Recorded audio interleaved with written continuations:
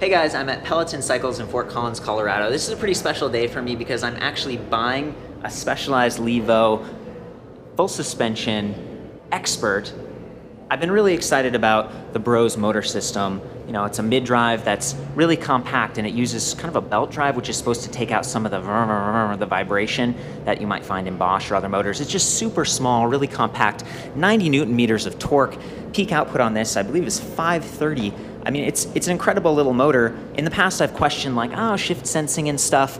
I wanted to get a better idea of what this thing actually does, right? And so I thought, in the past, I've bought stuff before. I bought a high bike. I paid for this. I wanted the comp, but they're out of stock, so I paid a little bit more for the expert, and Specialized gave me a little bit of a discount. I think this is $7,500, just standard, and I got it for $6,500. So I want to be transparent on that. Use my money. I'm stoked about it, and giving these guys some business. So this is Eric from Peloton.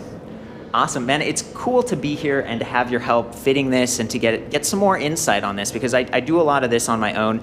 I have a little bit of a background in cycling, but I'm not an expert. And over the years I've learned more and more, but there's just so much out there. And so getting to work with someone like you, getting a fit, having a place to go for maintenance and tune-ups, I mean, it's just such a cool thing. And so I wanted to share this experience with, people who are online, maybe thinking about buying a bike and wondering like, it's expensive and you're paying a lot for this bike. What do you kind of get? So maybe we could start off there and talk about expert versus the comp. I've reviewed the comp. It's awesome, and you have one. So I was like, awesome, we're gonna get to kind of side by side. What are the upgrades on this? Like, where's the price difference coming from? So the first thing on the price difference is gonna be the actual battery when we go from the comp to the expert. So the output of the battery is gonna be a little bit higher, how many cells it has, all that fun stuff. Charge time, use time, run time should all be pretty similar. This one may last a little bit longer, but you can get a little bit longer distance out of it, and it's a little bit lighter from what I can tell. And that's so funny because like I would have assumed, this is I think 504 watt hours versus like 340, 360 or something like that, or 460. There we go. Okay, I've got all the specs back at the website. There's so many details, but basically it's 10% larger. And so you get higher capacity. How could it be lighter? They have more expensive energy density cells. I mean, it's the same physical space. So that's kind of our theory. There are some other upgrades. Maybe we can roll into some of those. Where are the other points that are upgraded? So the next big area is going to be suspension. I always joke, if you're riding the bike and you're riding off-road, the suspension is doing something all the time. Yeah. So that's why we focus on it next. With the expert, you upgrade to the RockShox Pike fork. Okay, versus the Yaris? Or what? Yaris, yeah. So the Pike is widely regarded as a very good enduro fork and probably one of the better forks that's ever come out with all the technology we've seen. Neat. The Pike is an open oil bath system for the cartridge, so it's not a sealed cartridge or anything fun like that, and it is an air fork that automatically adjusts your negative and positive air chamber. It has all the basic adjustments you're looking for: rebound, compression, and of course air pressure to get that spring rate. Okay. Well, while we're on the topic of this, you mentioned enduro. That was kind of a new word for me recently. It was like enduro. I mean, at downhill, you like take the lift up at Breckenridge and you like bomb it all the way down. Super long travel. Really sort of like, I guess, more rake on the fork. Head angle. Slacked head angle. Okay, cool. And I guess something like this, it's maybe a step down. This is people who race and they do some climbing, but there's still a lot of downhilling, so you want the travel. Correct. So enduro, your timed sections are just going to be from the top of the hill to the bottom. Oh. But then you have a bogey time to get back up to the top. Okay. So it's more of an effort. You are expending energy to get back up to the top instead of sitting on the ski lift thinking about your next run and watching the course. Right. So in enduro, the bike still has to be pedaling. Believe it or not, Specialized enduro bike is called the Enduro. There we go. Yeah. Awesome name. The name did come out well before the racing was ever categorized, but it is kind of downhill light is kind of the best way to describe it, with some climbing involved. Now, the Levo is designed after their stump jumper, which that name's been around forever. Right, I'm familiar with that. It was one of their first mountain bikes they ever made. So you can look at the non-Levo version is going to be the stump jumper, so no electricity, no motor, just basic, right? Regular old bicycle. And that bike, I always call it the any trail bike. Got it. You can take it up the ski lift. You can climb up the ski lift. You can ride your favorite trail. Yeah, push it up. Go riding with the kids. Yeah, you can do everything you want. So it's a very climbable bike that's going to climb up all the hills very well and go downhill just really fun. It's probably one of the most fun bikes we sell. One of the most fun bikes that Specialized makes. hence why they used it for the Levo. That's like the basis for, okay, so on that point, one of the big takeaways for me, besides like, yes, this motor is awesome, it's smooth, it's also really quiet. It's that, like, look how integrated the battery and motor are. This almost looks like a stump jumper, and we were talking about them earlier. Can we look at one of those real quick? Absolutely. So we also weighed this. I think this was like 48 pounds, 12 ounces. Correct. You see, they have a scale. You know, it's, again, we're like being really precise here. I want to get all the details right. This is your stump jumper. What level is it? So this is the stump jumper comp. So we're comparing it based off of the stump jumper comp to the Levo comp. There's the Levo comp, yeah, all black, and this one also comes in like kind of a lime green, but again, it was sold out at the time I was trying to get one of these. So with the stump jumper, obviously you can see the frame. They kept a lot of the styling the same. Yeah. When they went to the Levo as well, kept all the specs, all the dimensions, all that stuff exactly the same. Weight on this one was at 31 pounds. So you can see that all that electronic, the battery, things like that, are adding, about 17, 18 pounds to the bike. Yeah. And of course, we use the same scale for all these guys, so what your scale at home says may be completely different. Okay, I mean, that's incredible. Like 17, 18 pounds. I mean, that's some weight. That is weight, but at the same time, the weight is all positioned really low. Like the motor here, I'm just gonna jump over. So here's the Levo comp versus the stump jumper over there. So the battery low, the motor low. That's where you want your weight, like in race cars or in anything. You want the weight low like that. And the frame looks strikingly similar. I mean, it really is, it blends in. Correct. I like that. Yeah, and if you look at a lot of the full suspension bikes that are out there that are from competitors, you can definitely tell where the battery, tell where the motor is. Yeah. A lot of them are external to the frame. Customers that come into the store and people that race in our team and stuff, it does take them a little bit to double catch that the Levo is not a stump jumper. Are they interested? I mean, what's the consensus in the store? So it, like everything, when Yeah. something's new, there's the hate group. Some question marks. And the people that right? are super excited about it. Yeah. I'm personally am going off the side that I'm hoping that the Levo is going to enable more people to ride bikes that couldn't ride bikes. Thank you. Okay, so I got into electric bikes like 3 years ago because I have a sensitive knee. I was riding like a stump jumper to work every day because I like the feel, and I was like floating over grass and going on trails. This was in Austin, Texas. And my knee would sort of feel sensitive at the end of the week. Just a lot of snowboarding, a lot of surfing when I was younger. I have some knee damage. So electric bikes for me were a big enabler. And it's like, well, that just means I can get out there more. It means, at Breckenridge, you're taking a chairlift. Is that cheating, versus an electric bike where it's like, now I can go and just take different trails and fire roads and stuff. And back to the weight for a second. What if I gained 17 or 18 pounds? Would people like, oh, it's going to totally wreck your ride? I mean, what does that weight do? Correct. And so, I mean, besides the fact that when you gain 17 pounds, your health's probably going down a little bit. You're probably not eating Which the best you ride food your for it. bike again. Yeah, Correct, yeah. So, everybody always talks about what fuel put in the car is going to make a difference. What fuel you put in your body does make a difference while you're riding. Okay. So, adding the weight to yourself is probably more detrimental than adding the weight to the bike. Okay. Makes sense. The nice thing is it's a lot cheaper to buy lighter weight parts for a bike than it is to pay someone to remove weight from you. Yeah. Besides riding Depends your bike. on how disciplined you are. Correct. Right? Depends how disciplined you are. So I always joke with my customers about the weight of bikes. Bikes have gotten heavier over the past 10 years because we want more durable things. We want more travel. Yeah. We want bigger tires. Bigger tires. So I mean, every bike we sell in the store has gone up in weight a little bit for all those reasons. Yeah. When I'm riding, I'm not a racer. I do it for fun. It's my days off, riding with my wife, riding with my friends. So if I finish the ride 6 minutes sooner, heck, even 15 minutes sooner, Yeah. doesn't matter to anybody. Right. So having the little bit slower acceleration up the hills and stuff doesn't make a huge difference on my ride. I mean, yes, I'm probably burning a little bit more energy to get up the hills, Yeah. but I'm out there to ride, I'm out there to get tired, I'm out there to make my muscles hurt. Yeah. So it's still a workout, it's still enjoyable, it's still fun. And, leave it to the guys at the Olympics this year to have the 21-pound bikes. Right. Who are using every single watt to try and And get it in front of pushes that the from- technology. That's Correct. cool, but Correct. yeah, to your point. And so a lot of that technology from the racers does transfer over to all the bikes all the time. And we'll probably see that in the future. I mean, these things, this is already pretty phenomenal what they've done, and we'll probably see more and more innovation in the future. The other thing that I've noticed, I mean, there's the whole question, like, is an electric bike cheating? And it's like, well, I mean, you're still pedaling with a class 1 electric bike like this. It's pedal assist, you have to pedal. The Bros motor senses your pedal torque and cadence. So, if you push harder, you're gonna get more response. And the app, I've been messing around with the app a little bit. So, it comes with just a basic, kind of this integrated, like, plus and minus. So there are 3 levels of assist, and it's like plus to eco, plus 1 more to standard, plus more to turbo.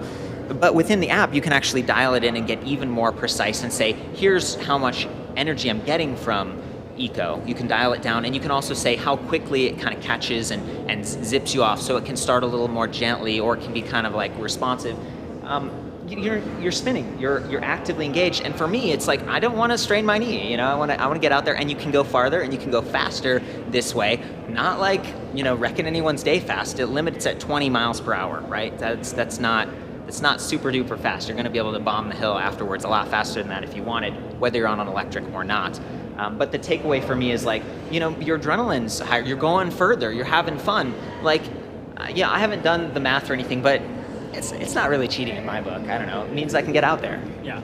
We always joke about it. We have a couple guys here that have raced to the national level, have gone to world events, and us riding the turbos basically gets us to his level. Cool. So we haven't seen him on the turbo yet. So we don't see how fast he can go. But we're matching his kind of Strava times and things like that. So it's not like we're going out there knocking horses off the trail, running over hikers, and things like that, because you're not going 15 miles per hour faster. You're going, even climbing. Like, climbing is still hard. Going, You're going 7 miles per hour normally. You're going 12, maybe. And that's going out and sweating and working harder. And to your point for a second here, KOMs, right? The Strava thing where you're like I did this path this fast. The app, what's a mission control app for the turbo bikes, is integrated with Strava in their e-bike specific section. So it's completely separate. I mean, part of me is like, come on, I know this is a big deal to some people. I want to respect that and stuff, but I think it's really cool that Specialized went out of the way to make sure this was separate, to respect body power only. And I still love regular bikes. I mean, they definitely have their place. I'm sorry, we're getting into a rant here. If we were talking back about the tires on this being one of the heavier aspects, or kind of this new technology, this is what you guys call 6 fatty. Correct. It's like 650B in terms of like diameter, and then fatty, it's like a 3-inch tire versus the really fat 4-inch, or some of the smaller like 2.75 kind of thing. So a traditional 29er, like what we have behind the rack right here, is going to be 29 inches by 2.3 inches wide. Okay. When you look at the 6 fatty, like you said, it's going to be 650B rim diameter with a 3-inch wide tire. If you're going, what is this 6 fatty thing he's talking about? 6 fatty is the marketing department that developed the 6 fatty for Specialized use. Right. From other manufacturers, you're going to see it called 27.5 plus. Okay. So don't get confused. 650B rim is the exact same thing as a 27 plus. And I was reading, again, it's kind of marketing, but I'm down with it. Like, from my own perspective, that just means there's more surface area on the tire, so you're going to get better grip. It also means like deflection might decrease, which is when like you hit a rock and you kind of slide or bounce off of it. This is going to grip that a little bit better and give you some traction. Correct. And some comfort, because there's more air to compress, so it's like, smooths it out. Exactly. My impressions of riding the 6 fatties versus the 29er, and I've been on 29ers forever, probably since 2003, was for a beginner, for someone who's more novice, you can make more mistakes. So you're riding down the trail. I was purposely going offline and going over rocks and things that I would not normally ride over. And it's letting go of the brakes, pointing the bike the direction I want to go. It would run them over. It would bounce over everything. Cool. So it was fun. I do have a lot of skill. I've been mountain biking forever. And so I was able to get the bike to go through a lot of things that I wouldn't normally go through. It's kind of neat. And the 6 fatty, for a new wheel design, a new tire design, I believe it's the fastest growing I've seen since I've been in the industry since 2001. Wow. So, and there are ways to make it lighter, right? Like, this comes with tubes, Presta valve and everything. Correct. But what's the whole deal with tubeless? So tubeless is something that, if you're not doing it, there's no excuse not to do it anymore. Almost all high-end mountain bikes are going to come with tubeless tires on it. They're going to come with tubeless capable rims on it, and your local bike shop just has to basically pull the tube out, put a tubeless valve in, and then fill it full of some kind of sealant that gives you puncture resistance and help the tire seal it better, and then inflate and ride. And the main thing is, yes, you lose the weight of the tube. And in a 6 fatty, the tubes are huge.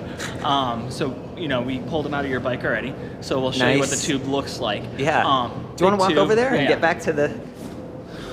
So when we're looking at a 6 fatty tube, Yeah. like that 3-inch tire we were showing you, you can see it's about 3 inches wide. Yeah, man, look at that So thing. that at the tube, it just ends up being a massive tube.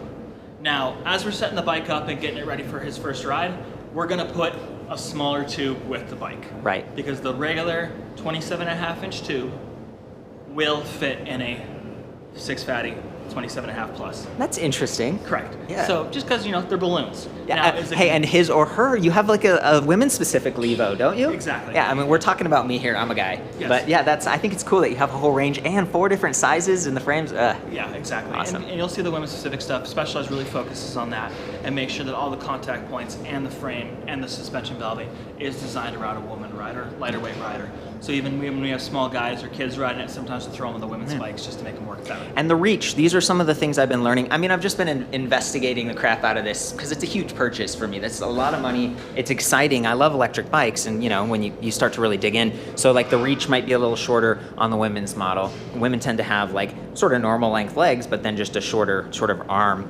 I also was reading that there's a shorter chainstay on these, and that's supposed to improve handling so that the wheel isn't way out at the back. Correct. So, okay, Yeah, cool. and that's one of the things that Specialized really does focus on is how to make every bike handle the best it can. Cool. And there's a lot of, if you look at the geometry charts compared to other people, that's settling down in the industry. We don't have guys on one end of the spectrum and way over the other spectrum, so you're starting to see the geometries come close together because it works. Okay. And so as things work better, people are going to start spreading ideas, things are going to start spreading around, employees transfer from one company to the next company, all that fun stuff. So the geometry is very thorough. This is a very proven geometry. The stump jumper has been under development forever. Yeah. For the full suspension bike even, over 10 years. And so this was tweaked, this was done as the stump jumper first, and then it was redesigned to incorporate the motor and the battery and stuff. Well, let's come take a journey with me over here, and let's talk about some of the other specs, and you can tell me where they're upgraded. Correct. But it's got a 15 millimeter through axle, and I guess the maxle, that's where it kind of like screws into the other side of the fork. Absolutely, yeah. So it's going to work very similar to your traditional quick release skewer. Okay. It basically just comes down. So you loosen it up just like your spring skewer, and then where you normally have a nut on this side, Yeah, it's in the fork. It's already threaded in there. that's cool. So you just unscrew this. You get the axle out, and then the axle just comes out like a normal skewer would. Wow, look at that. Now Yeah, the wheel will just drop out like normal. sweet. And then getting it back in's a little tricky. You just gotta make sure both sides are lined up, but you can see it drops in like that. Tighten down, and just like your normal one, you are gonna leave a little bit of gap in these. Usually my reminder is we align them so they point straight up. Okay. Once you're there, you're good to go. And that's so that weeds and things don't snag it if it's pointing down. Correct. Just kind of align it up. And it sounded like you were saying kind of don't over tighten it because then you don't have the smooth rolling. Correct, and you won't be able to close it. So, Okay. it'll tell you when it's too tight. Can we talk about the other aspects of this shock? I mean, it looks like it has this black coating, and I see all these knobs and stuff. Just walk me through that. Correct. So RockShox has gone to a black coating on the fork. Not only does it make them look very, very good, and Yeah, very classy, badass. and matches the murdered out look of the bike. Yep. It also is an improved coating. Gets rid of some of the nooks and crannies in aluminum stanchion or magnesium stanchion or steel stanchion, whatever material they're making the fork out of. And then you're going to see some funky lines in here. So the nice thing is all these are going to be designed for this stanchion is going to be used in a bunch of different bikes. So you can see the marking for a 130 fork, a 140 fork, a 130 29er. So we'll go into that when we're setting sag and things like that, but it's just nice and written. You're also going to have your kind of O-ring that's down there to help you figure out what sag you're at. That's when you're setting it up. So a person's on there with their weight. You get on it, and then you see how far that gets pushed up, and you're like, that's where we are. I thought this was like to keep oil or grease or something. I never knew that, so that's cool. Yeah, it's just kind of your marker. I mean, also when you're riding, if you're hitting bottom out the fork and you're seeing it up here all the time, you probably should put a little bit more air pressure. A little more air. Because you don't, once or twice a ride, when you have a big hit or you make a mistake and end up off the trail, that's fine to bottom it out. That's what it's there for. But the sag is going to incorporate, keep the tire on the ground more, have better traction, turning control, stopping, super important when you're on a mountain bike. And so you want to have that negative amount of travel from you just sitting on the bike. Eric, what's that going? What's this thing? So this is a nice bumper because bikes are expensive. Yeah. So we want to make sure that when you're turning or crashing, Oh. you're not making contact with your frame. Not scraping the frame. And this is the M5 aluminum. We were talking about this earlier. M for mountain, 5 for like the highest level, 5 levels? Correct. So there's going to be they've gone through M2, they've gone through M4, obviously, so M5's got to be better. Yeah. Specialized does work on their own alloys. There's good alloys that are used in the bike industry. This is going to be their highest end physical melted material. Cool. So the aluminum they're working on. Specialized is one of the top aluminum bikes on the market, and one of the big things is how they use their aluminum, how they hydroform their aluminum, and how they cold forge materials. And when I just use 3 big words that, most people are going to understand, jump on your YouTube, jump on that stuff, watch the process of cold forging. It's a process we use in automotive a lot. Almost all aluminum wheels in cars are going to be cold forged nowadays. Cool. But it's when we need extra strength, we need those molecules to be aligned, and make the bike very strong. So why not make it carbon? I mean, that'd be even lighter, paying a ton of money for this bike. Why aluminum in this case? So Specialized is not offering a carbon fiber Levo yet. Yeah. Is it under development? Maybe. I'm sure you bet on it. No, probably. Maybe. I'm sure it is under development. Cool. Does that mean it's going to make it to market? No. I mean, we don't know how many projects Specialized works on that never make it to market. I've been to the headquarters, and they have a ton of stuff in their labs, and it's crazy. Correct. But it's nice to, when they release something like this, again, a bunch of different sizes, really dialed in. And I wondered about that. I was talking to a rep at Specialized. Specialized is an advertiser on the site. I reviewed their bikes, invited them, and happy to have them. I'm still trying to be as unbiased as possible, and that's why it's cool to be at a shop. I mean, Peloton sells a bunch of different types of bikes. This is their Specialized location in Fort Collins. But that said, I was like, this is an incredible bike. Like, what's the deal? We went from 0 to 100, and they were like, well, these are really popular in Europe. Okay, so we're actually benefiting here in the U.S. from a lot of research. A lot of the European technology, and of course, Specialized sells bikes in Europe. So they did have to look at that market and stay, relevant in the industry. And in Europe, they're much more accepting. I think people use electric bikes as more utility. It's like, hey, that versus a car. You're not paying insurance. You're not paying for, the tune-ups and licensing and registration and all that versus a bicycle. And it's so crowded and things are more expensive. I mean, I love Europe. Don't get me wrong, but there are some trade-offs, and you guys are much more accepting over there. In the United States, it's like, where's my big truck and all that, because we live far apart, and they're racing them. They're widely accepted, and it feels like that's the direction we're going here too. And that's another thing to think about when you're shopping for an electric bike, especially looking at the Scott models. With their around town bikes, looking at a ton that of is a sweet bike. website. I was looking at that. Yeah. It's kind of like it has like racks and fenders and everything. So I mean, you click on any of the links on the website, you're going to see lots of cool in-town bikes. Mm-hmm. So me and my wife have been talking about it, and with gasoline jumping up and down, going around, would I save the price of the bike across 1 year, across 2 years? Mm-hmm. These are going to last a long time. So in the life of the bike, you're absolutely going to pay it off in the gasoline price. Yeah. So I see that in Europe being a big thing because you pay for gas by the and liter. VAT and stuff. Oh my gosh, yeah, there's so much stuff. Not only you're not getting 1 gallon, you're getting 1 liter of gas for about the same dollar amount. Oh man. So for that, you're going to see a lot of, I think we're going to see a lot more people hopping on electric bikes in the future, as long as we become accepting of it and have the good bicycle infrastructure. Living in Fort Collins, we're definitely spoiled. We're a platinum level I didn't know that. location. That's awesome. So we have the bike pass. We have tons of paths. I mean, you can ride from here for 32 miles and barely touch the road. Yeah. And make it all the way out to Greeley, which is way, way out there. Yeah. Don't go Greeley. Greeley. I don't know why you'd go Greeley. I'm just teasing. There's good cows and stuff out in Greeley. So, with around town, with commuting, it gets you outside. I mean, it's a beautiful day out here today in July. Yeah. You're outside. It wakes you up. It gets you ready to go. You're not slagging at work. You are getting a little bit of work out. And it's social. And it's social. I mean, you have a wife. I don't know where you met her, but like you're out there on a bike. You can say hi to people. You can stop at the bistro or whatever. That's kind of the most fun thing about it too. Yeah.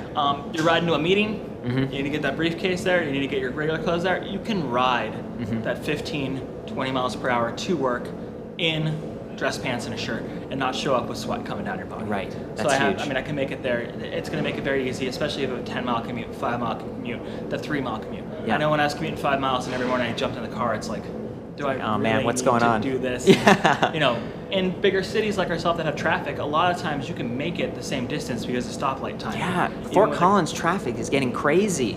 And people are getting aggressive and stuff, so being able to go on the trails and chill out a little bit, or even the bike lane. A lot of times now they have the separated, like the double lines for bike lanes around here, and I mean, it's a really great town. It's been fun to kind of hang out. Correct. So that's the big thing too. Now, with the why not carbon? Yeah, thank you. Keeping us on topic. Appreciate that, Eric. So we're doing a lot of stuff. We're threading pieces into the frame to hold the battery and stuff. Yeah. And you can't thread carbon. So it'd have to be a way, I'm sure some airplanes, some satellites, something you can thread carbon. Yeah. In the bike industry, we don't do that yet. So we're going to have aluminum inserts in the carbon fiber. And then aluminum can be stronger in a smaller shape.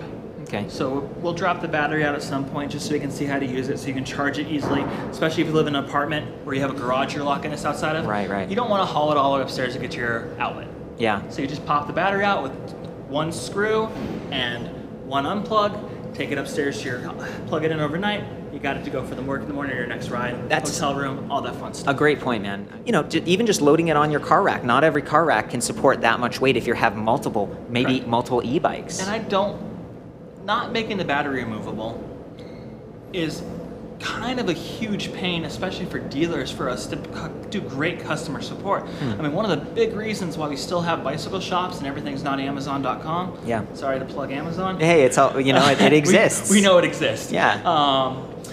You come to me, you have no idea what you're doing. You can go, I like that bike because it's blue, I like that bike because it's electric. Whatever your reasoning is, I want fenders, I want to be able to ride with that suit and tie to work. Yeah.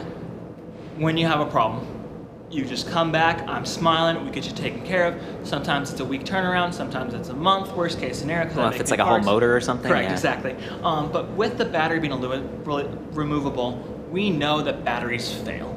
We have it in our cell phones, we have it in our cars, we have it in our remote controls. Yeah. You know, we have it in all of our watches that we work out with. Yeah. So when there's a problem with the battery, 2 screws, ship it out to, call Specialized. They usually have one in the air. Yeah. By the time we hang up on the phone, we get you back on the bike, we get you riding. A battery not being removable, do we have to send the whole bike back to the manufacturer? Yeah. That's a week turnaround to get it serviced. This is one bolt.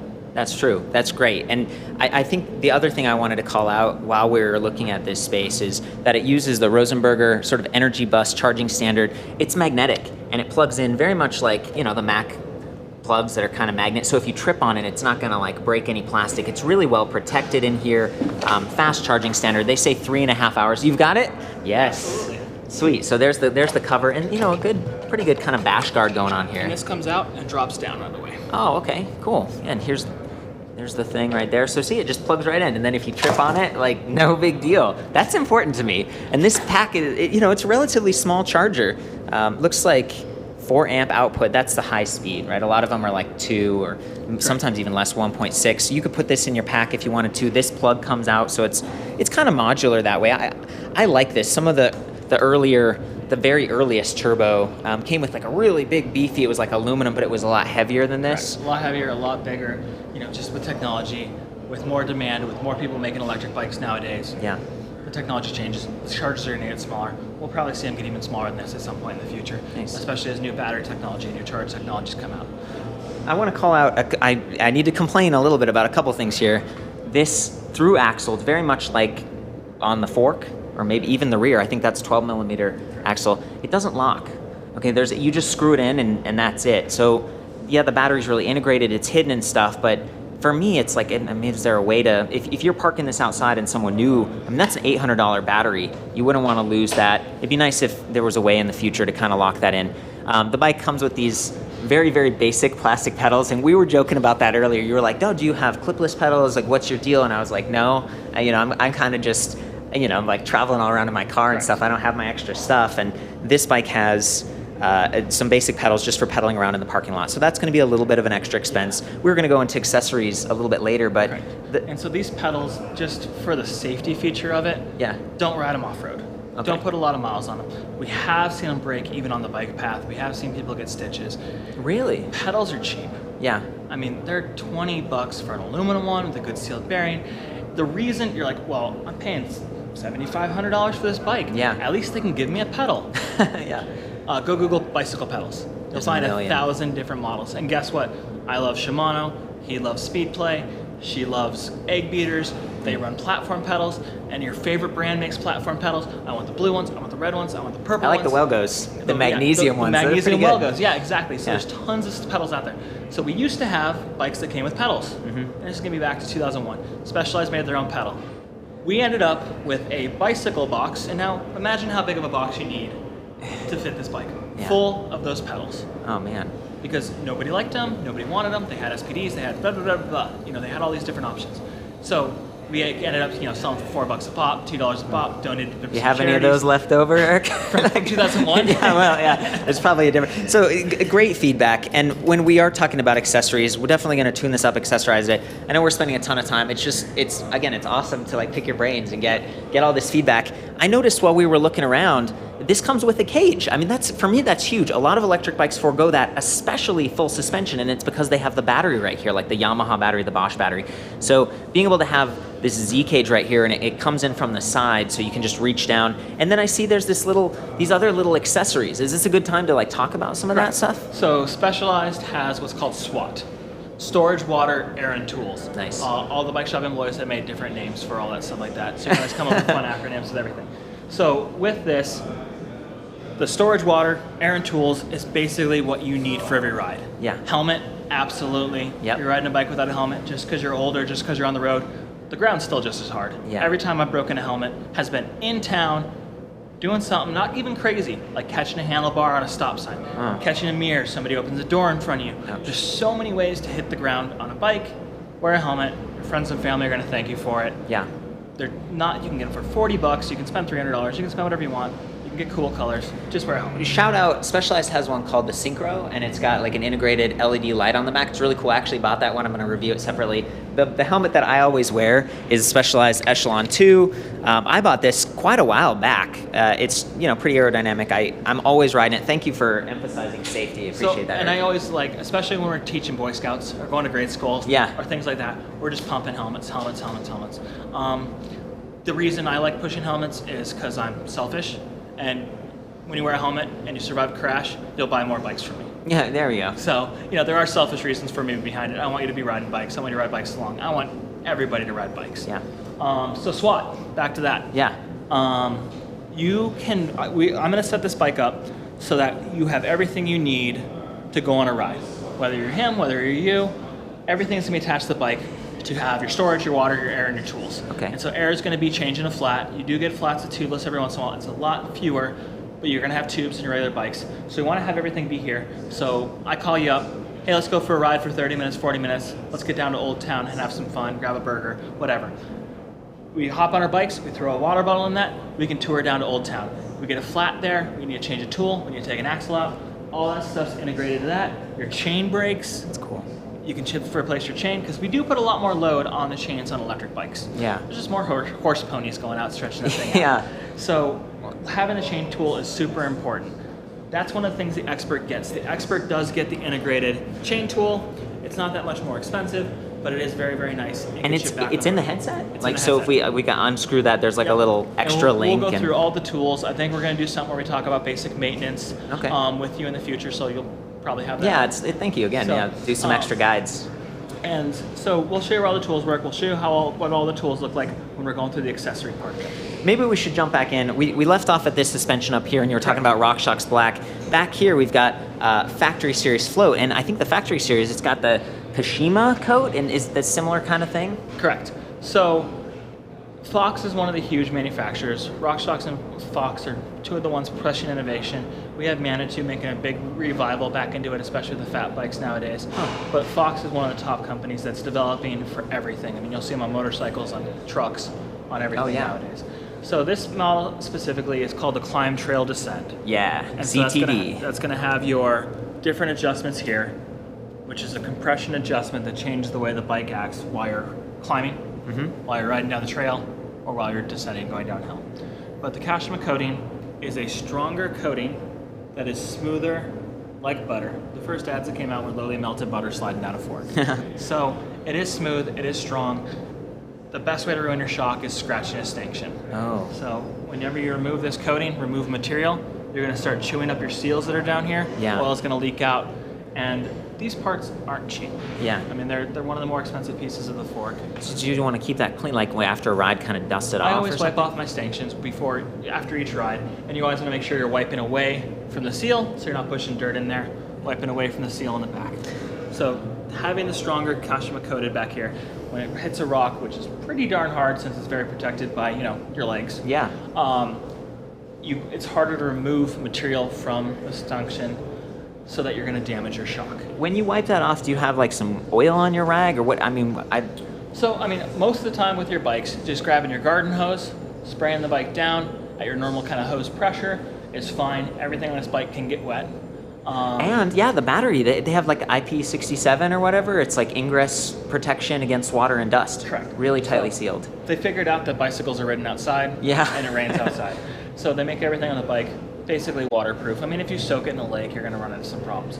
But they just hose them down with your water, using any kind of your basic soap. You don't want to use anything that's caustic or has any kind of, like a super aggressive car soap or a degreaser on the paint. These days, again, you guys even, I think you have it. You have some sprays, and they have biodegradable ones. Kind of spray it down, and it just cleans it. Correct. And even Dawn dish soap works great. Okay. We use it in the shop. It's not very caustic. There's some magic ingredient for cleaning penguins off of oil and things like that. Yeah. But Dawn dish soap works really good for that. So when you are riding off, you don't have to wash your bike after every single ride. I mean, if it is muddy and it's covered and you got caught in a rainstorm, you do want to wash it off after that. Okay. But just wiping the stations. Sometimes I'll take exactly what I was talking about, just the spray, spray the rag, wipe the dust off of it away from the seal. Okay. And that's just going to provide longevity with the bike. Got it. We'll go through more of how to maintain it and things like that. That might be a fun thing in the future. Yeah, like exactly. I bring it all dirty and like have some fun. Correct, exactly. So the Fox shocks does work very well. The Rock shocks and the Fox are valved specifically for specialized bikes to work on this bike. Huh. So grabbing the shock off the stump jumper, throwing it on the Levo is not going to work as well as having the Levo tuning on it. So for the extra weight, you think? It's the extra weight, the power, all that fun stuff going into it. Oh, because you want to reduce sort of bob and everything too. Correct. It's exactly. not just about. So, and again, we don't always get told what everything's valved to. Yeah. But a lot of times you can tell they spend a lot of times engineering with Fox to make sure the valving's absolutely perfect. Sweet, man. Okay, well, we've gone over a lot of the different pieces. Is this sort of the 4-bar, like horse link setup? Correct. That I've heard about? Can you tell me a little bit about that? So when you're looking at the bike, you're going to see 3 basic pivots on it. 3 basic bars, because they do count this as a bar. Okay. So you have your link, you have your seat stay. It's like seat stay. You have your chain stay, and then obviously this is integrated in your seat tube. The rocker link is what integrates into the suspension to compress your shock, so that works there. Huh. Specialized main patented design on this is what's called the horse link. It's this pivot down here, which is in front and below where the axle mounts for the derailleur. Okay. So that's going to Like the cause hanger? the most efficiency and be as smooth. It's a very active suspension design. Works really well. They've had it on their bikes for as long as they've been FSRs. Cool. There's been tons and tons of iterations to it, but eliminates a lot of the braking force, eliminates a lot of the pedaling force from it. It's active all the time. It works really well. What does FSR stand for? It is Future Shock Racing. Okay, so it's more the marketing kind Correct. of thing. Yeah, exactly. It's another one of those acronym things.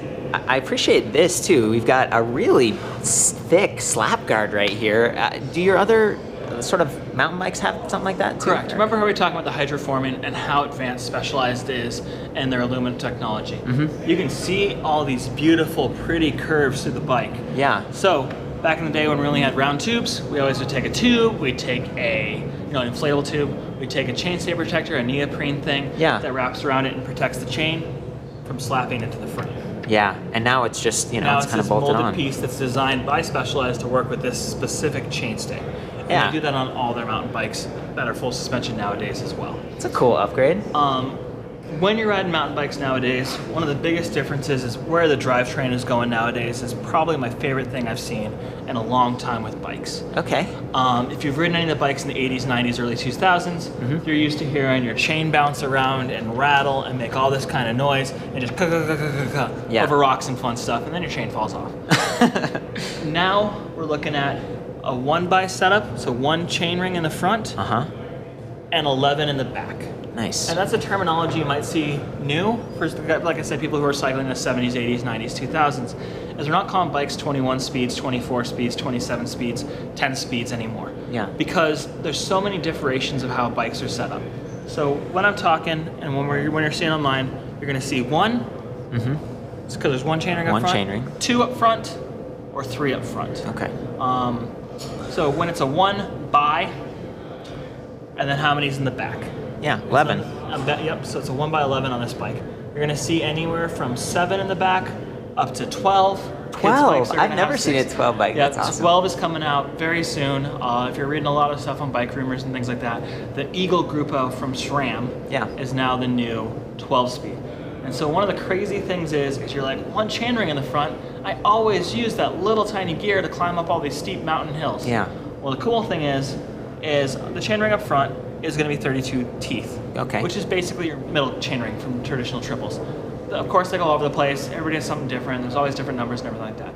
In the back, when you look at this cassette, we're going from 10 teeth all the way up to this big one that's 42. 10 to 42, okay. So when you do the gear inch conversions and all that fun math and all the engineering nerds, you know how to do that. The math is going to come up to where you have basically all the important gears of a triple without overlapping. Okay. For beginner mountain bikers, for advanced mountain bikers, and for racers, this really simplifies everything. We were looking at the stump jumper earlier. Correct. What's the chainring size on that? And does it have multiple chainrings? So for the human-powered bicycles. Yeah. Well, this is human-powered as well. But for the no-assist bicycles, there we go. We have, like I said, 32 here. Yeah. For the exact same bike with the 6 fatty tires, they have a 28 on it. Is it just a single up front? It's just a single. So it's oh my gosh. It's still a 1x11. Yeah. With SRAM, when you're looking at all the conversions, you're going to see even numbers with all of them, even Shimano, all the things like that.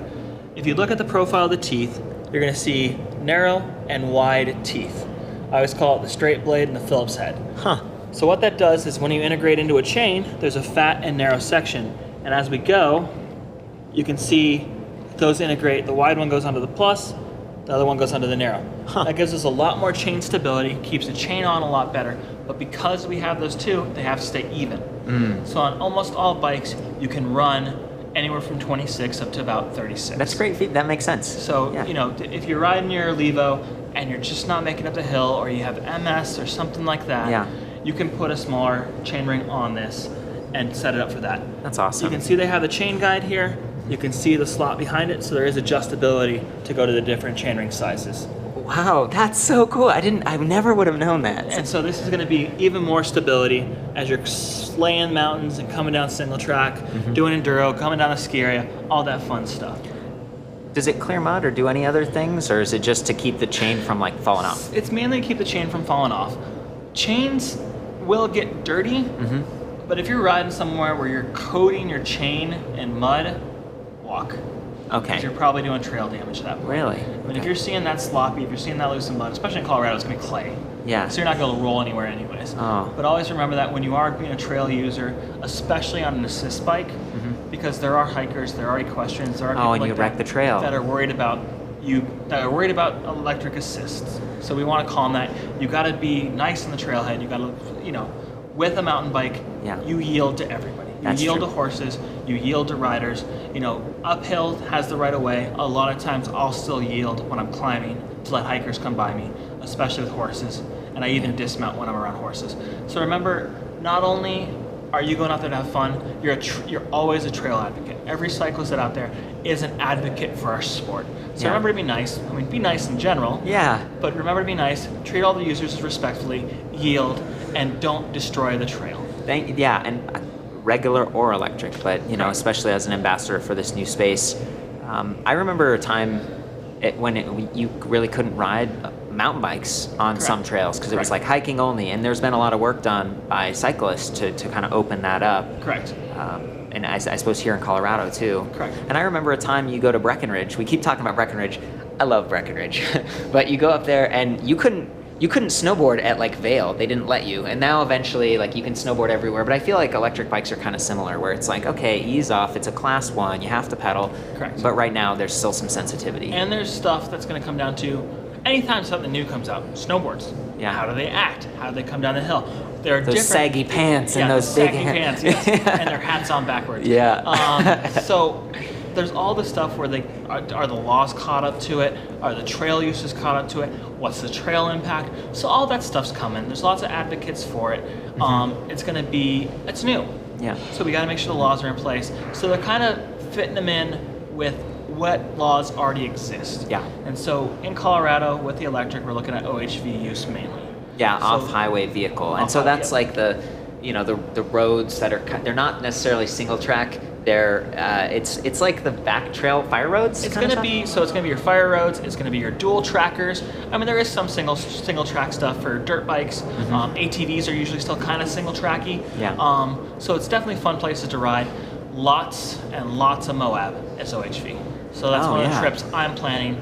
And Utah's been more and more friendly about electric bikes. I think they just opened up a lot of it. And that was one of the kind of controversial areas. Here in Fort Collins, you can ride anywhere, like on the side of the road, there's like the bike lane kind of thing. And then they have, sometimes there are signs, it's like no motorized vehicles. And there's still this kind of question mark and like, well, this is assistive. It's not motorized on its own. What does that mean? We're making slow progress, but this is actually one of the more open states. And we've had some of the police officers come in to check out the bikes. Fort Collins Police. We've had some of the park rangers come in to look at it. So any of the times are the people who help us, who serve us, are going to be wearing vests, bulletproof vests, carrying gear. Yeah. Usually have a sidearm, handcuffs, blah blah blah blah. You see them all strapped up. You know what I'm talking about. Yeah. And so not only do they have an extra 50 pounds, so getting them a little bit more assist. So they're interested. They're like into this. Interested in them. But it's also going to be, they want to take them out so they can see they're not scary. Yeah. You're not doing that 15 miles per hour faster. You're not coming down the descents on a dirt bike. Yeah. You are just having a regular ride and doing a good time. Or climbing them and spinning out. That, and again, this isn't going to spin out. It's torque sensing. So if you really let off, like, anyway, we can get off that. One of the upgrades on this bike, the Expert compared to the Comp, I think was like the derailleur. Correct. So the shifters and the derailleurs are basically all we're looking at for all your shifting components now. Especially in a one-by system. Yeah. So you got your shifter, does your 11 gears, and got your rear derailleur. Cool. Now, of course, the chainring, the cassette, and the chain are all part of the drivetrain as well. But the Comp comes with the SRAM's 1 Group O, the GX one, and this comes with the XO one. So pretty cool stuff. Good upgrade, stronger springs, tighter tolerances. Thank you for telling me. I was like, what does that mean? So, and what I mean by the tighter springs is, there's springs inside of here that are control when the derailleur is being released. And there's going to be cages and all the pulleys and fun stuff like that. So all that stuff gets a little bit better machine, takes a little bit longer time. That's why it costs more money. Yeah. Just a little bit more time, a little bit better materials. So it's going to be a little bit stiffer shifter. All of them are super strong. But this may be a little bit more durable. You can slam it into 6 rocks. And it's segmenting. I mean, the battery upgrade is the biggest thing here. Correct. But, the colors too, if you're someone who, I like the blue. I think this looks pretty cool. I also like the black on the Comp, but it's sold out, So at some point you're like, well, and then of course there's the super high S-Works one with the red. And I thought I reviewed that earlier, but I was actually reviewing like a prototype S1 from Europe, and I'm going to take that down. So it's awesome to be able to get a real, an actual look at this.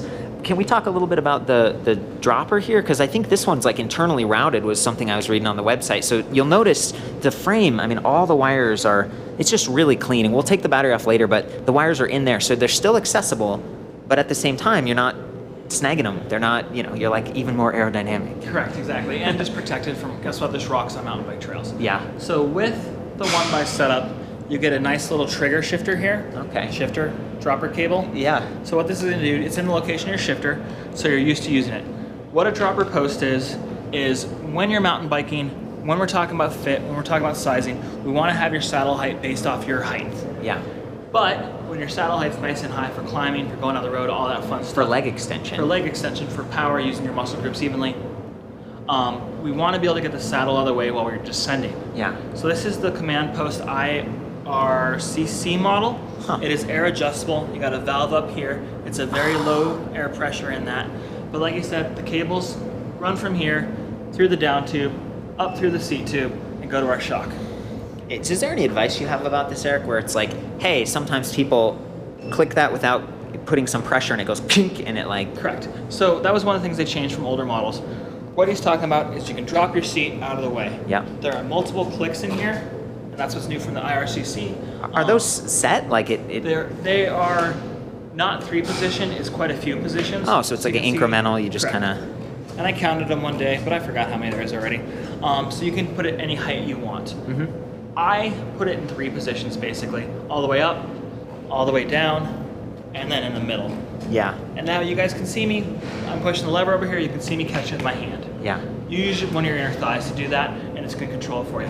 What he was worried about is when you just let it go, and it goes, it comes up. Yeah. So it's less forceful than it used to be, Almost all the shocks do that. Some of the hydraulic ones slow it down a little bit more. Nice. But you just rub it on your inner thigh. You can catch the height you want it to be and go. And be good. careful not to rack yourself. I've done that before where you're like hovering and it's like whoosh, and you get a little teabag action going on. Yeah, don't do that. Just pay attention to what you're doing. We don't really have people accidentally dropping the post. I think I've done it once trying to grab my front derailleur when I didn't have one.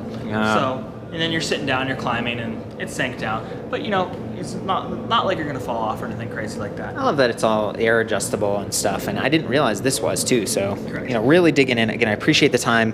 The saddle is also a little bit more comfortable on this one. Sometimes you get a bike and you're like replace the saddle like straight away. Correct. And that's one of the big things with Specialized. Anytime you hear the body geometry name in front of things, like we're a body geometry fit center, it's going to be based off of working with doctors in their specialties around that. So the saddles are designed with doctors that work on blood flow, urologists, things like that. Yeah. And they pressure map all the saddles.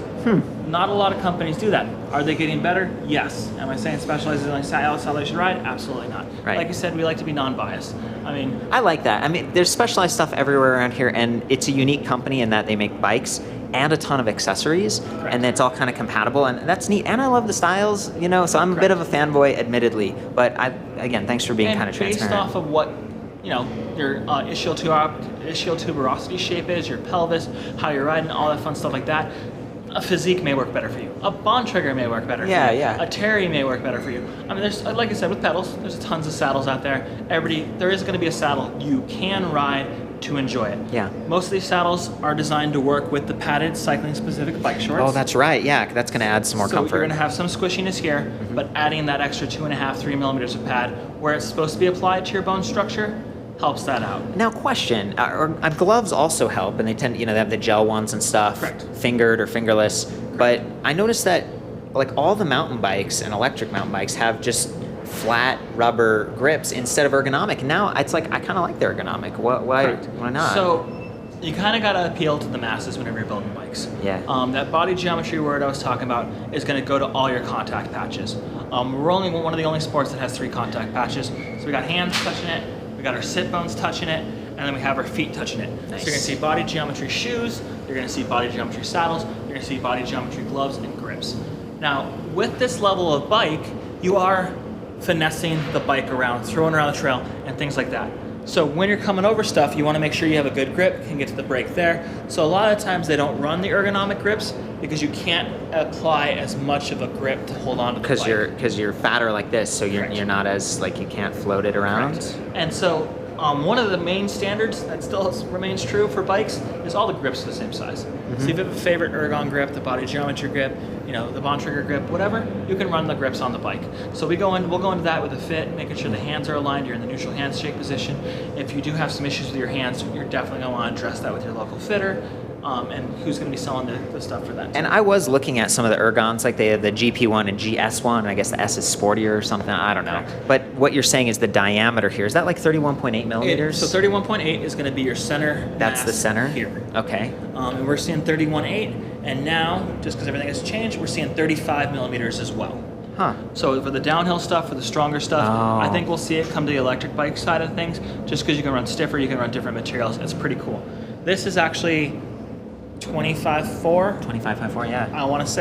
That sounds good to me. These ones have lockers, and the reason I'm calling all this out is just to say, okay, the diameter there is going to be the same for all the grips that you see. But, I was looking online at the ergons recently, and they have a small and like a medium and a large, and that's just about like the length and maybe the fatness of the rubber. Correct. So they'll still fit. So thanks for calling that out. So, going to your local dealer, again, supporting your local bike That's shop. the thing. Okay, thank Going you to for, your local guy. Yeah. They're gonna, when we're selling ergon, we'll know how to sell ergon. We'll know what size you need. We'll know how to help you. We'll know what model you need. When you come and talk to me, I'll tell you what the body geometry stuff you need is. So that you are dialed in, so you're not guessing on websites, you're not reading reviews. Because we all know how reviews go. As a reviewer. What? I feel you. That's why I'm here. That's why I'm getting help. And, some people don't have access to a shop the way that you might if you live in Fort Collins. You might be really far away. So the idea with what I do is to try to give you some sort of prep and maybe help you narrow down, and then you go in and you buy something. And that's also what we're working with as well. And if you read up on bike fitting sites on stuff that is supported, stuff that has some science behind it, you can usually diagnose this stuff yourself. Worst case scenario, call Specialized, call Ergon. Cool. You can get things figured out. We try to be here to eliminate the guesswork so you can be comfortable. Yeah. So, there's going to be something that works for you. Again, your local shop, you can bring things back, you can return it, you can warranty it. That's great. I know I'm pumping the LBS thing, but and you're being pretty neutral. Peloton, where do you have shops? Are you guys just Colorado? Or? So we are just Colorado based. Our owner, Robin Torres, has ran the location since 1993. Yeah, I've been since I was growing up. We started in Loveland. We have since closed our Loveland location, and we have 2 locations in Fort Collins, one on Harmony and one on College. So those are our 2 main stores right now. We'll probably look at opening another store in Loveland as long as we keep growing like we're hoping to grow. Yeah. Just wasn't an area that wasn't doing as much as we wanted to do. I feel you. I grew up in Loveland actually, and so I'm very familiar with that shop. I went and I bought bikes there before, so it's kind of neat to grow up and see you guys doing well. And that's, you're going to see a lot of local bike shops pop up and down and things like that. But this is a very well-ran shop, hence why I work here. Haha. You used to race cars before, right, Eric? I used to race cars as well. Any shout-outs, or do you have a YouTube channel with racing, or what do you? Not anymore. I retired, decided to get married, slowed down a little bit. She was like, no more. Yeah. Spent the money on a house instead of on having a race car. Hopefully before Fort Collins blew up. Exactly. Yeah. And so, doing that also helps me with a lot of tire technology and a lot of nerdy things like that. I have a really good mechanical understanding. I graduated magna cum laude from Denver Automotive and Diesel College. Sweet. So I'm a very good car mechanic, and even I'm pretty sure I've saved more money on working on my own cars than on you just got to find a car you can, like the older BMWs or something. And so that's another thing that ties into the bikes. All this stuff is serviceable. Yes, we're starting to add computers, we're starting to add ECUs, we're starting to add chargers and things like that. Yeah. But all the basic bare bones of it are still adjustable, still mechanical. And just a friendly shout out for Peloton and a lot of bike shops. When you buy a bike, I think I get like half off on your tune-ups in the future or something? So with us, you get complimentary adjustments for life. Cool. And a complimentary adjustment is going to be basically, most bike shops do this, all bike shops do this. I haven't never seen a bike shop that doesn't do this. Your shifter's not acting right, your disc brakes rubbing a little bit, something like that. A bearing came loose. We'll do those adjustments for you, usually on the spot, get you back on the bike, because that's where we want you. Yeah, we want you riding. Out there riding. And then with our tune-ups, we have a cute one called the Pelotune. Yeah, love it. Yeah. And that one you get 50% off for life. Okay. And we have some of the best bike mechanics we can find in town, and we've brought some in from out of town before, and so we have a very good service staff. Where's the wind tunnel? I keep looking. Exactly. We have it over in the corner. It's a that thing. We works very, we turned that well off for the video. I hope you're not too hot. It's been one of the other things that we were down here at the grips and everything. I just wanted to call out, I think this is adjustable reach. Correct. On the lever, and see how small it is? It's hydraulic, so you don't have to overdo it muscle-wise, and you can really just kind of just gentle with a couple fingers and still maintain grip with your hand, but bring that in a little bit. And for the women's bikes, and women might not have as long of fingers, that's such an awesome feature. Correct. And that's what it really comes down to, is we want to get the leverage on the brake, we want to get the comfort on the brake, we want your bike to work for you. So you can see, putting your finger out to the brake lever, I'm a 1-finger braker.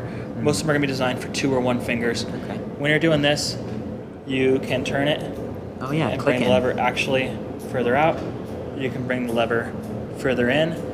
And it's just going to come down to the size of your hand, where you like the leverage, where you like things like that. And that's the thing, is all these bikes we can set up for you. Yeah. My bike is set up for Eric. It doesn't matter what Lance did. It doesn't matter what Saucer's doing. It doesn't matter what the pros are doing. It matters what you need to ride your bike. I just bought a bike online, like kind of a cheaper one, right, off of Amazon, purposefully to be like, what's this experience like? And the fork has been, and quite a few things were not dialed in. I wasn't even getting close to dialing in the brakes and stuff, and a lot of them, very few of them actually even have that feature. So for me, that was a big deal. I don't have super large hands, and I like to be able to ride just close like that and really fun. Again, you're going off road. You want to be stable.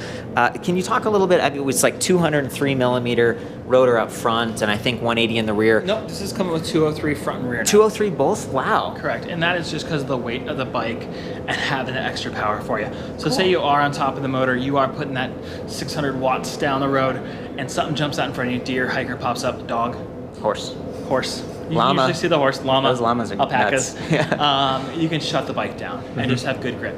And rotor size is super important because of the modulation it offers you in that. So a larger rotor is going to have more modulation than a smaller rotor.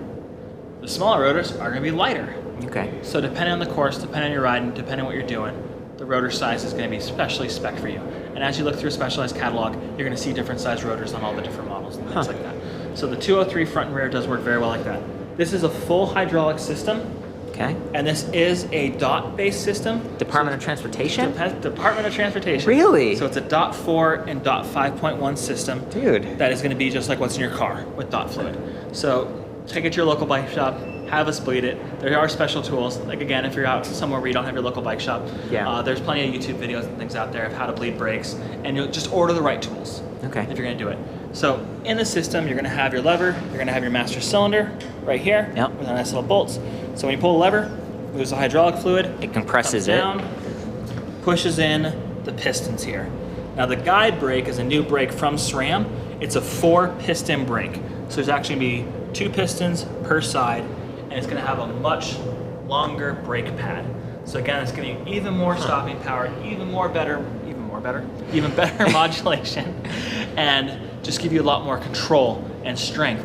So especially the people with smaller riders, especially people with any kind of weakness in their hands, arthritis, any of that stuff, you're going to be able to have less effort when you're pulling to still come to a stop. Okay. So it's all about comfort, all about enjoying the ride. And the modulation, it seems like, so if you had just a tiny little rotor in here, you don't have as much leverage. Correct. And so by having a bigger one, it's more surface area to cool, it's more leverage to actually stop you, and there's more surface area, so even if you're pulling at the same like hardness, I guess, it's sort of like spreading that out. I don't know, I'm trying to describe it. It just gives you more control, more precision. Correct. So less force on the lever will stop sooner at the exact same speed on a larger rotor. What do you tell people when their brakes squeak? Like people are always like, mine squeak. Is that based on the materials, or is that just they need to wipe it down, or what? So one of the easiest way to screw up your brakes is touching them, getting fluids on them, spraying lube on them. Accidentally, of course, but like the aerosol spray lubes and things like that, you can get on your rotor.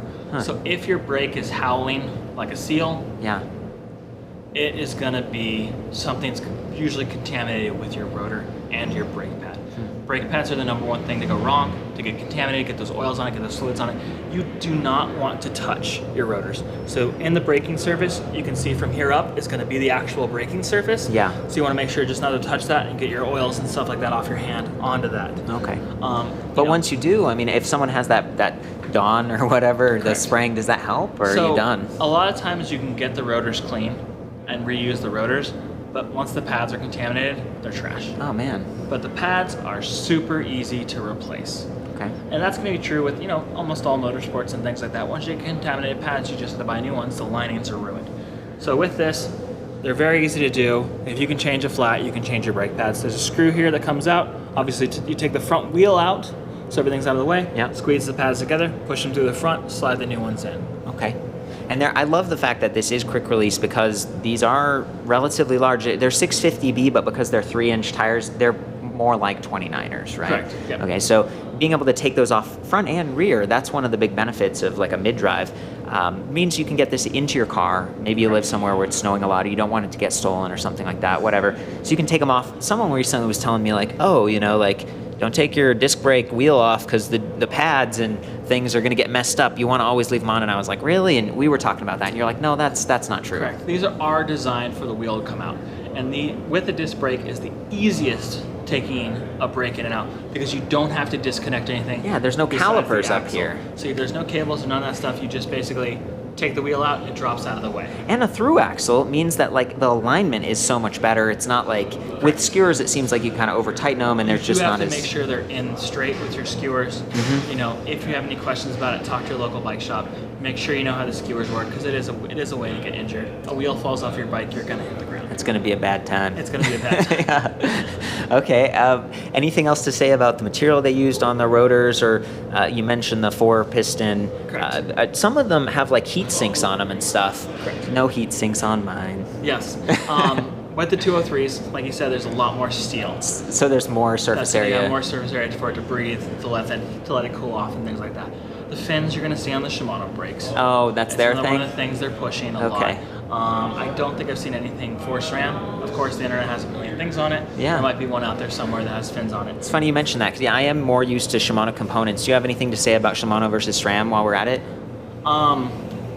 Usually people will pick one, Yeah. and it's the best thing ever. This bike, I don't think has. Sorry.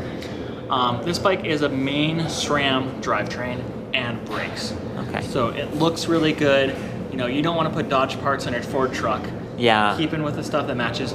My bike is mixed. I have Shimano brakes and I have cool. SRAM parts on it. Keeping it real. They all work good. The nice thing about the bike industry nowadays, especially with our big manufacturers, is the companies who didn't do good stuff aren't making stuff anymore. That's true. So with the RockShox, Manitou, Fox, SRAM, Shimano, we can throw Campanolo in there for your European guys. Yeah. There's Thank all good stuff that works really well nowadays. Okay. Sweet, man. What haven't we talked about? I don't, maybe just the battery service. It's like, you know, there's kind of plastic here, but it has this scuff guard. You have the demo bikes. Has anyone like crashed them or had any other feedback from Luckily, the road? no one has crashed one of our demo bikes yet. Cool. It's going to happen. I'll probably be the first one. Who knows? So if you look at the battery, the whole thing is designed with protection from rocks. So we're going to have all the protection kind of in here. Even bigger one because the bottom bracket is going to be close. It's in between the two wheels. Yeah. So anything coming up is going to come in through here. So this is all protected all the way through here to just give you more control. Give you more protection and keep that battery safe. Like we said, There's a QR code on that. Is that like for theft or what's going on here? Is that like just scanning inventory maybe? I'm guessing inventory at Specialized. Yeah.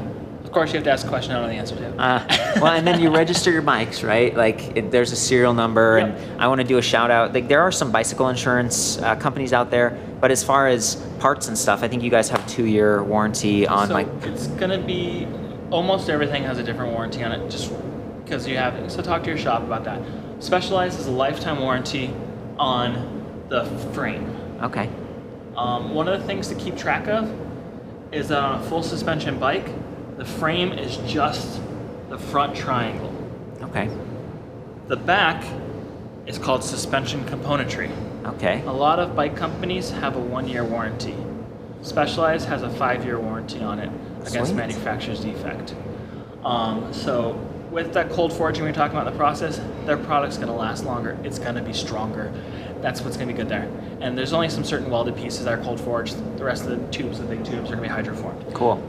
The rear shock has a 1-year warranty on it from Fox. The front shock has a 2-year warranty from RockShox. Yeah. And then all the componentry is going to have a 1-year warranty. That's your seat post, your grips, your wheels, all the fun stuff like that. Okay. The good news is that these bikes have been built up by professionals. So Hey. a lot of times when we find issues, you Yeah. don't even know. I mean, like, we're not hiding it from you, but we're going to call SRAM. We're going to get a new brake on the way. We're going to call Fox, get a new shock on the way. That's So we interesting. make sure the bike is perfect the day you get it. Okay. So this bike has been through 2 mechanics. One of our general managers got excited about it and built it for him. So you have one of our very, very experienced ones. Hey, sweet. And then it goes through another one to quality check it, and then I've even ridden it to make sure everything works appropriately and everything's sealed and it's cool. So of course You in the parking lot when I pulled up, hot rodding around. Absolutely, yeah. That's Sliding awesome. the rear tire around, doing some sweet skins. Well, thank you. It's no easy task like building these, and I just spent like $300 on like a stand and all this other stuff, and it's like versus coming in and having an expert with the right tools, and then it doesn't take up space in your house and stuff. That would be my preference. I felt I had to get a stand and everything because I'm building other bikes occasionally and learning more myself. Correct. But yeah, I mean, I have a lot of respect and appreciation for what you do now. And the repair stand's great for washing bikes. No, you can hang it there and then kind of Pull the wheels off, brush everything down, use your sponge, all that fun stuff like that. and do the chain again. I bet my stand is more used for washing my bike than working on it, because a lot of times I'll just work on it here. Use the Makes shop's sense. tools. Yeah, ride to work or something. Yep. Okay. Well, we haven't actually turned it on or anything. You were talking about doing a fit stuff. Where should we go next? So when you buy a bike from Peloton, what you get included with the bike is a sizing. Okay. And so, just like everything else, there's gonna be verbiage. So a sizing is what is gonna be get you on the bike, make sure everything is good for you, that you're on the right size bike. Okay. You know, when we're selling you a $7,500 bike, we don't want to sell you a large when you're supposed to be a medium. We don't want to sell you a small when you're supposed to be an extra large. That one's pretty easy to tell. Yeah. But we want to make sure you're on the right size bike before you even leave the store, Okay. so we can correct that problem right up front. Got it. So with the sizing, we're going to go through and set it to current bike fitting standards. After the sizing, we have what's called a professional bike fit. That's that body geometry fit. So the body geometry fit does take 2.5 to 3 hours. Wow, really? One of the big things is we do a 22 to 24 point flexibility analysis. That number does change based off if we see anything weird. A lot of stuff has come from physical therapists, has come from some of the chiropractor stuff, and it was really forefronted by Andy Pruitt through with working with Specialized. When I go to a chiropractor, I do all that. So when you say flexibility analysis, you're talking about like my legs and stuff and like my body flexibility? Correct. Hips, hamstring, how your back profile is, any broken bones, things like that. So we go through all the range of motions of your body, because with a bike, everything's important on it. Okay. So that takes an hour right there. Wow. And so, of course, since we're taking me off the sales floor, I'm one of our professional bike fitters. That's true. I've been doing it for I've been a body geometry fitter since 2006. I've been fitting for around 2004. And it's going to come down to me spending 3 hours with you, so of course there's a charge. Sure. How much is that? It's $200 for our body geometry fit, and it is going to be $50 off when you buy a bike from us. So we're looking at $150 for a bike fitting. Okay. So with the bike fit, we're going to do motion capture to make sure the knees are aligned properly. A lot of the times, I need to convince you to get to clipless pedals, get to a pedal system, so where you have a shoe with a cleat on it, so we have the body lined up properly. And does that, okay, so it lets you line up properly and make sure that the proper part of your foot is where the pressure is happening, but it also it doesn't let you pull up, or what's the other benefit of that? So the biggest benefit is going to be the stiffness of the shoe. Okay. So one of the things I'm going to do is, oh boy, taking the shoes off. I happen to have a cycling shoe on today. Oh, cool. So these are the 2FOs from from Specialized. So this is going to be your platform pedal shoe. Huh. Where you gain most of the benefit is going to be from the stiffness of the shoe. Oh. So you can see this is one of the more skate shoes, so it's going to have an articulated toe for walking in. Yeah. That ball of the foot to the heel is going to come for the stiffness. Huh. Because that's all that's on the pedal. So when you're on the pedal, the ball of the foot to the heel, and obviously this is the wrong side of the bike, hopefully you're not pedaling to your right on that, but that's going to give you the stiffness to push on the pedal. Yeah. So most of the time we're going to want to do on the pedal stroke is going to be your push down motion, Yep. and then we're not having the heel drop down from the shoe flex and then scrape the mud off your foot. Ah. So you're not going to want to pull up, because a lot of the times, and a lot of the research we've done into it, is all the muscle groups Yeah. for doing this motion. Yeah. It's pretty much kept to Olympic hurdlers. Oh, so it's not we'll like... see them presenting today, this year. Right. But they're about the only ones that have really good muscles here. So if you're pulling up on the pedals while your other leg is pushing down, you have to focus a lot to get these muscles to work. It doesn't really feel natural. It's not a natural motion for us. Okay. I always thought I was like trying to do that, thinking like, oh, this is better. Correct. Now, when do you pull up on the pedals? So when you pull up on the pedals is when you're stalling out on the mountain bike. So what I mean by that is you have one foot on. Oh, you're at that transition moment. So you're going up onto a rock, your front end's on top of something, you're stalling out, you're gonna push down and pull on the cranks to get more watts, to get more strength, to get more snap. Sweet. To get that bike up and over things. Okay. But also, when you're pulling up on the bike is when you're moving the bike around. So when you're actually doing some of that finesse to the bike, you can actually pull up on the pedals. Yeah, to get like that hopping it around, like on a mountain trail or something, where you're kind of like scooting out the tail or something. Exactly. So sliding the rear end, jumping over something, pulling the bike along with you. Cool. Now with the shoe like I'm using here, Yeah. if you have knee issues, things like that, where you don't want to be locked into the pedal, Yeah. you can use these are a shoe. These are going to be almost as efficient as a clipless pedal. Okay. So you do have to learn how to ride the bike a little bit differently, because you can't just be lazy, quote unquote, Right, yeah. and pull the bike up with just your feet. It does let you walk around town easier. That for me, that's the biggest thing. I think I had looks, and this was a road bike, and I learned about like pronation, and I had my knees are all messed. This is my natural stance, right? And I'm pedaling, and so the clipless for me helps me stand there. And while we're on the topic, clipless pedals have clips. You clip in. It's just they used to be called toe cages, and that was like a clip. And then they moved to like, you don't need the cage anymore that holds your toe. Now it's just direct, and they call them clipless. We've been making clipless pedals forever. I personally haven't, but they've been making clipless pedals forever. I mean, we're talking early 1900s. Wow. So that was when the terminology was clipless. Oh, cool. Yay! Hooray, yeah. So now I really want to change the name to pedal shoe and system. Yeah. We can call it PSS, but that's what it is. It's a shoe that has a cleat that integrates into the pedal, which uses springs to click into them. That makes sense. So we can get into that stuff later. And there are tons of options for shoes, tons of options for pedals. Do what you're comfortable with. And that's what this all comes down to. The customer experience is going to be based off of just you. Yeah. I'm not going to talk to every single customer about every single watt, about every single tire, about how many knobs, what the compounds are. I'm not going to go off and just splurge information at you if it doesn't matter to you. Well, and again, this is like a huge, super long review. It's designed to kind of empower you and get you thinking maybe about going in and the value of that. It is expensive.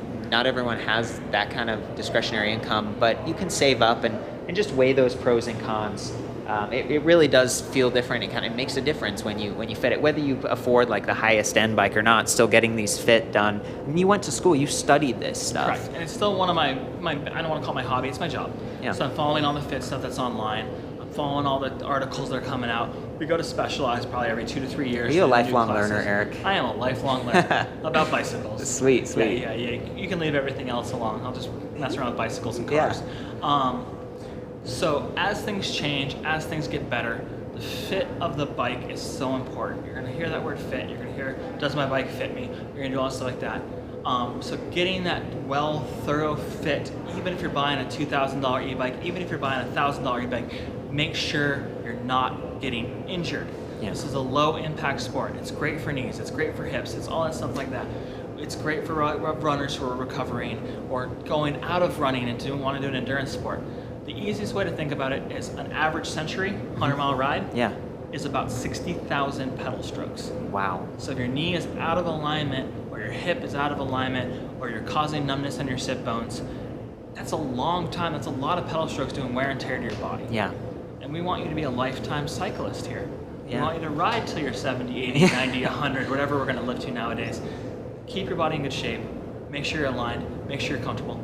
The bike that doesn't fit you, no matter what money you spend on it, and you feel pain, is going to be in your garage. Yeah, that's true. And you end up spending money. Like I go to a chiropractor, and I go to these other sort of physical therapy things sometimes. So that $200 to ride your $1,000 bike makes sense versus storing your $1,000 bike when you do have an issue. It's preventative. Yeah, it's great. So everybody should get a bike fit, just like we're in your home. Awesome.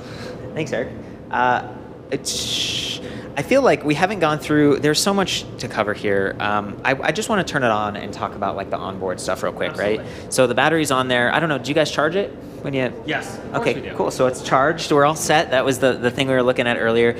You press the power button right here, and maybe I need to hold it? Yep, it's a press and hold down. Press and hold down. Okay, maybe I just wasn't doing, I'm being gentle because it's brand new. And there are 10 dots, and these communicate how much capacity the battery has. So it's 10% increments. Again, this one has a 504 watt hour battery pack. That's definitely above average compared to a lot of electric bikes. I see they have like 36 volt, 10 amp hour. That's 360 watt hour. So this is 504. So you're really getting, good range with that. And they are the higher quality cells. So at about 50 pounds, slightly less, 48, this is relatively light for a full suspension bike compared to what I'm seeing these days.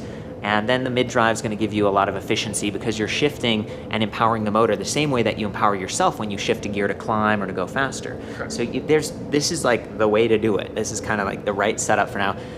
There are 3 levels, and I think I mentioned them earlier, but there's like the highest one that I just came down from, and then there's the middle one, and then there's Eco at the very bottom.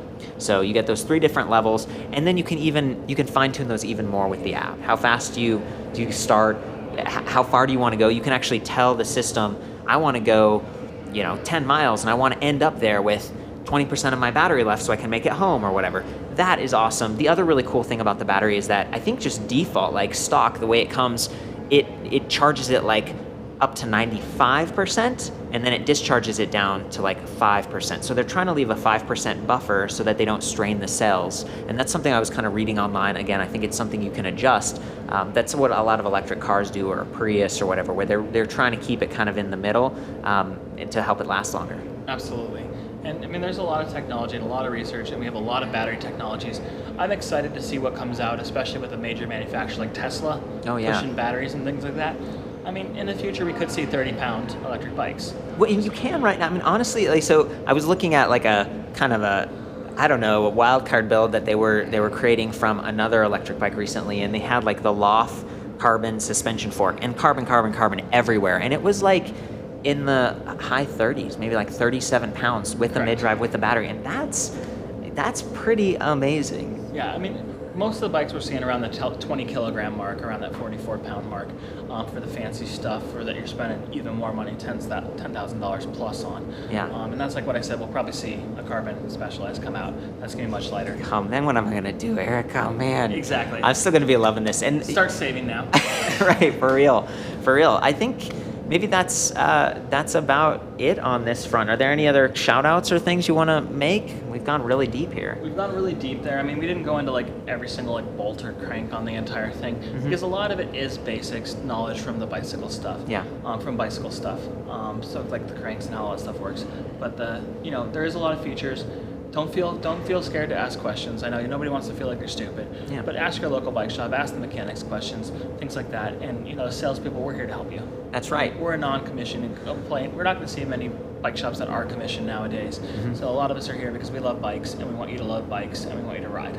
And that's great. At the same time, for the online people, I try to answer some comments as best I can. Specialized has like an area in the forum and the full write-up that I do where they'll like chime in occasionally and give me feedback and stuff. So we're trying to, get information out there along with them and other brands too. You're mentioning Scott in the future. Correct. It's cool to see all these different options. So thank you so much. I think I'm gonna, we'll do some fit stuff and take some rides. And my goal is to ride this a little bit more and understand the motor better.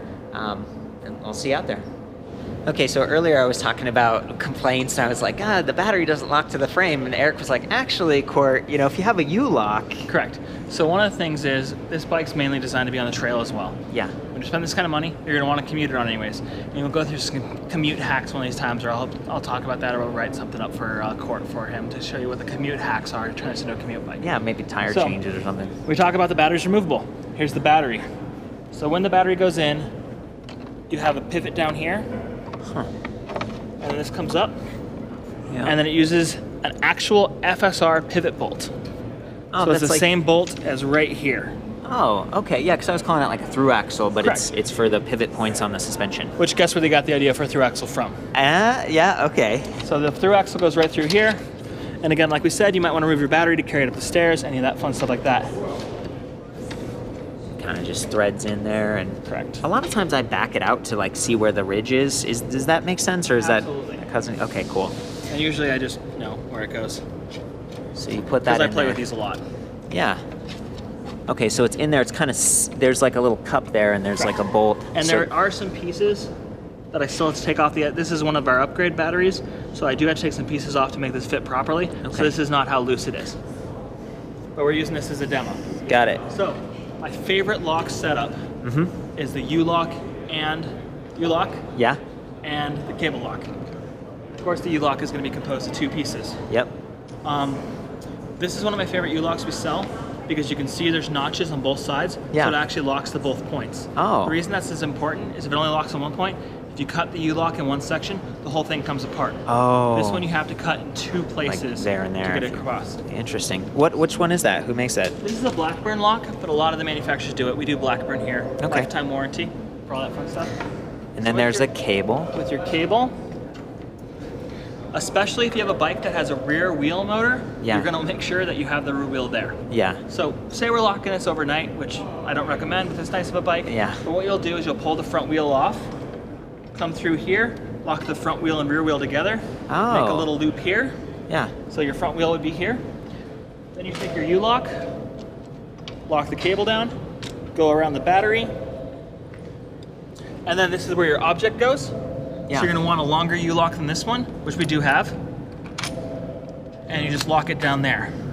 And this And would be now- the pole. This would be like a Yep. bike rack Bike or rack or pole or pole or something. things Make like sure that. the bike rack isn't just bolted to the ground. Sometimes they steal the entire bike rack. Correct. And so that way, when you're locked to the object, this is going to be tight. So if they do try to take the battery off, there's no way they're going to get that angle we had to put the battery back in. Huh? Yeah, So it's because gonna be it's like locked in it can't flop It down. can't cam around. I see. And yeah, even if they tried to go forward, you'd be hitting the frame up here. Correct. I mean, so you can get the lock out of the way, but you're locked to an object. Yeah, so you wouldn't be able to in that case. Correct. Okay, thank you. So yeah, this actually does secure it pretty well. I do plan on using mine, to get around town a little bit. I like full suspension for just my body, Correct. my neck and back and stuff, and so that's relevant. Thank you. Thanks for calling me out. No problem. So this is the first time I'm using the Specialized Mission Control app. I'm gonna launch it, sign up. I've actually turned my Bluetooth on my phone, and it found it. There's my Levo, so I can click on it real quick here and agree to these terms of service. There we go, continue.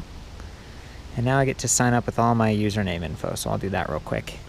So it was just asking for name, email, a password, birthday, country, city, weight, and height. And then you can register with Strava to upload your data to their platform. That's pretty awesome. So I'm going to log in with Strava. I chose to allow Mission Control to access my location even when I'm not using the map, but you get to select from that as well. I just hit start. It's going to show my speed, battery percentage. Over here it looks like motor percentage. That's cool. Zoomed right into my location. There's the settings back up here, so I can change some of the modes. Eco, trail, turbo, wheel circumference, so if you swap that up, battery beeper. Huh.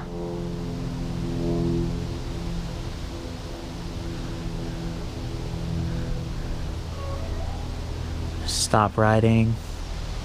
So it talks about the path that I just took and the performance. Got some charts, so it shows your average speed, max speed. This is really neat. I'm gonna go ahead and throw this one away. Delete this ride. So you can also do a whole bunch of planning right here. So you can look for food, health, leisure, nightlife. Like, it's kind of like Google Maps or something. It's gonna help you find different points of interest nearby. Let's see, food. Fast food, there are 8 nearby. Subway, Arby's, A&W. Sweet. Cafes, restaurants. Wow. Drinking water, shelter, laundry. So you could potentially be touring on this bike and be like, I need a bathroom. Accommodations, like hotels. Wow. And then here's the route planning section.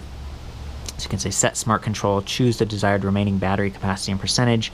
The motor will adjust to retain this capacity. That way you're not draining it all the way to 0, which can be strenuous on some battery cells. Distance, so you can say how far do I want to be able to go. Set the duration of the ride so the battery will kind of manage itself and make sure you get there with some capacity left.